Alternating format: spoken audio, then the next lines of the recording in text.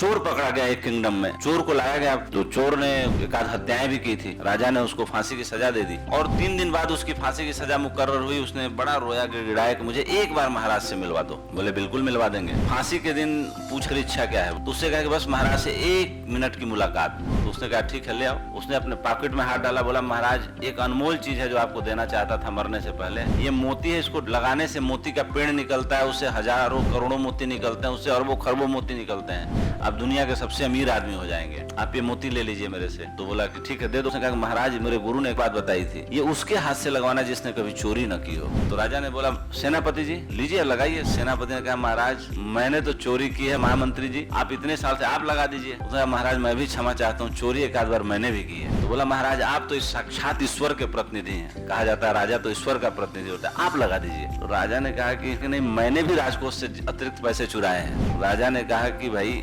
इतना तीक्ष्ण बुद्धि का आदमी जो मैं राजा ये सेनापति मानते हम तीनों को अपने सामने चोर साबित कर दे, तुम चोर तो नहीं हो, तुम कुछ और हो, कौन हो तुम बताओ अपना असली परिचय। उसने कहा कि मैं पड़ोसी देश का राजा हूँ, मैं भेष बदल के घूम रहा था, आपके राज्य में आके आपके लोगों ने पकड़ लिया, अगर पड़ोसी देश का राजा बताया होता तो वहीं मारा गया होता। तो बोला कि तो बताओ तुम्हारे साथ क्या करें। उसने कहा कि महाराज ये ज्ञान मुझे प्राप्त हुआ है, मैं अपना राज्य खुद ही छोड़ के संन्यास लेने वाला, आप उस राज्य के भी आप स्वामी बन जाइए। मॉरल ऑफ द स्टोरी क्या है कि मुश्किल घड़ी में कोई भी आदमी फंसा हो, औरत फंसी हो, लड़की फंसी हो, कोई एम्प्लॉय फंसा हो, कोई मालिक फंसा हो, अपनी बुद्धि का इस्तेमाल करके कुछ समय जरूर बाई करना चाहिए कि ये मुश्किल वक्त टल जाए, ये समय निकल जाए।